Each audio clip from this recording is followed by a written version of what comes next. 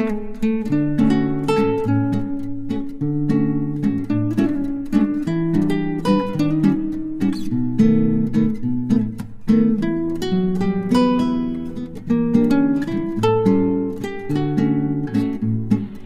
అండి, నమస్తే. Welcome back to my channel Samyu vlogs.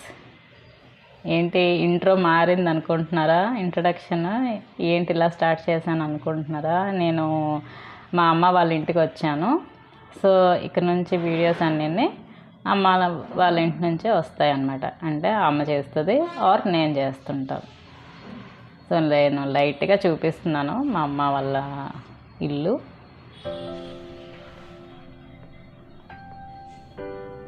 So ఇది ఏంటంటే పైన రూమ్ అన్నమాట. ఈ రూమ్లో మేము ఉంటాం అన్నమాట. ఇంకా ఈరోజైతే మా అమ్మ సంక్రాంతి స్పెషల్గా చంద్రకాంతులు అనే స్వీట్ చేసింది. ఇది పెసరపప్పు నానబెట్టి చేసుకుంటాము. చాలా బాగుంటాయి అండ్ ఈజీ రెసిపీ కూడా. చూడండి ఎంత బాగా వచ్చాయో కదా. అంటే ఒక బ్రెడ్ని కొంచెం ఫ్రై చేస్తే ఎలా ఉంటుందో అలా ఉంది కదా. సో అది ఎలా తయారు చేయాలో చూద్దాము. ముందుగా నేను గ్లాస్ తలకట్టుగా పెసరపప్పు తీసుకున్నాను. దాని మీద ఎంత పడితే అంత రేషన్ బియ్యం వేసుకోండి. ఏ పిండి వంటలకైనా రేషన్ బియ్యంతో మనకి బాగా వస్తాయి. ఇంకా దాన్ని బాగా కడిగి ఇలా వాటర్ వేసుకొని ఒక 2 hours నానబెట్టాలి. ఖచ్చితంగా 2 hours అయితే నానబెట్టుకోవాలి. ఇంకా తర్వాత ఈ పెసరపప్పు బియ్యాన్ని నేను ఇలా మిక్సీ జార్లో వేసుకొని మిక్సీ చేసుకున్నాము. బాగా మెత్తగా చేసుకోవాలి, అసలు గరుకు అన్నదే లేకుండా ఇలా మెత్తగా చేసుకోండి.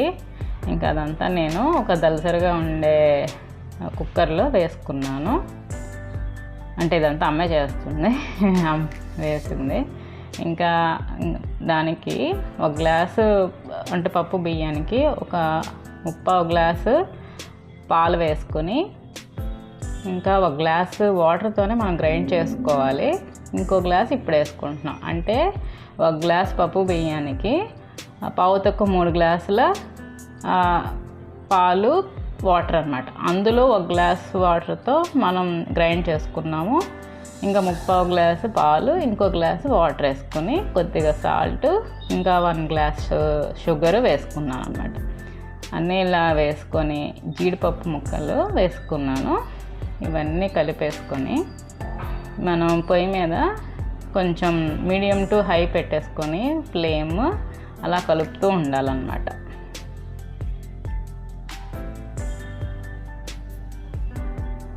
ఇలా కలుపుతూ ఉంటే అది దగ్గర పడుతుంది. సో చూసారా, కొంచెం దగ్గర పడుతుంది కదా. ఇలాంటప్పుడు కొద్దిగా సిమ్ చేసేయండి. సిమ్లోనే ఒక 5 to 10 minutes ఇలా కలుపుతూ ఉంటే ఇంకా బాగా దగ్గరికి అయిపోతుంది. మీకు అర్థమైంది కదా కొల. 1 గ్లాసు పప్పు బియ్యానికి 1 గ్లాస్ వాటర్తో గ్రైండ్ చేసేసుకోవాలి. అందులో 1 గ్లాస్ వాటర్ వేయాలి, 3/4 గ్లాసు పాలు వేయాలి, 1 గ్లాసు షుగర్ వేయాలి, ఇంకా సాల్ట్, ఇంకా జీడిపప్పు ముక్కలు అన్నీ వేసుకొని ఇలా పొయ్యి మీద పెట్టుకొని కలుపుకోవాలి. సో ఇలా బాగా దగ్గరికి అయ్యేంత వరకు మనం సిమ్లో పెట్టుకొని కలుపుకుందాము.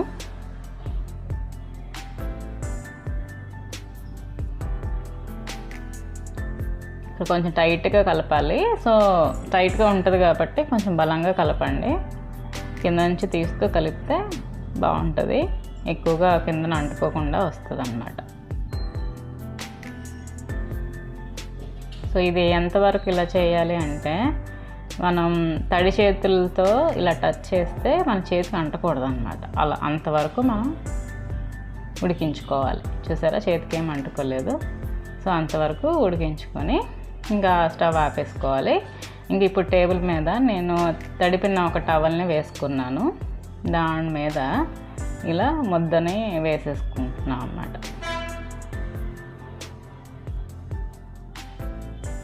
వేడిగా ఉన్నప్పుడే వేసేసుకొని దీనిపైన నెయ్యితో కొంచెం అలా అంతా సర్దుకోవాలి. సేమ్ ఒకే లెవెల్లో వచ్చేటట్టు. మరీ అంత పలచగా కాదు, మరీ అంత లావుగా ఉండేటట్టు కాదు. మీడియం సైజులో అంతా పరిచేసుకోవాలి. నెయ్యి చేతికైతే నెయ్యి రాసుకోవాలి కంపల్సరీగా.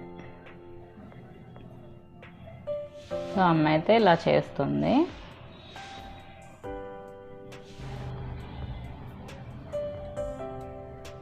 కొంచెం నెయ్యి తీసుకొని ఇలా వేసుకొని మనం అంతా ఈక్వల్గా పరుచుకోవాలన్నమాట.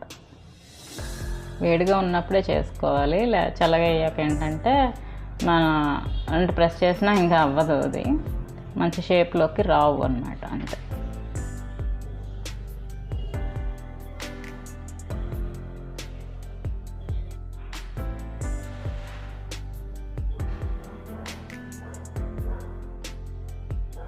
ఇంకా అలా పరుచుకున్నాక ఒక 10 మినిట్స్ అలా ఉంచేసామంటే కొంచెం చల్లారిపోతుంది కదా, ఇంకా అప్పుడు ముక్కలుగా కట్ చేసుకోవాలి.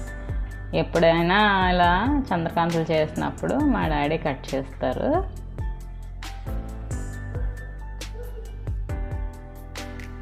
ఇలా మీకు ఏ షేప్లో కావాలంటే అంటే డైమండ్ షేప్లో కావాలంటే డైమండ్ షేప్లో, లేకపోతే స్క్వేర్ షేప్లో కావాలంటే స్క్వేర్ షేప్లో అలా కట్ చేసిన తర్వాత ఇలా ముక్కలన్నిటిని ఇలా వేసేసుకోవాలి ప్లేట్లో. ఇది పూర్తిగా చల్లారిన తర్వాత మనం ఒక బాక్స్లో వేసుకొని ఫ్రిడ్జ్లో పెట్టుకొని మనకి ఎప్పుడు కావాలంటే అప్పుడు డీప్ ఫ్రై చేసుకుంటే సరిపోతుంది. అంతే, ఈజీగా ఉండే స్వీట్ రెసిపీ అన్నమాట. ఇదండి, ఫ్లేమ్ వచ్చి మీడియం టు హై పెట్టుకున్నాను. ఇంకా ఒక్కొక్కటిగా వేసేస్తుంది మా అమ్మ. ఎక్కువగా అంత ఏమీ కుక్ అవ్వక్కర్లేదు, ఆల్రెడీ కుక్ అయింది కాబట్టి కొంచెం ఫ్రై అయిపోతే తీసేయచ్చు.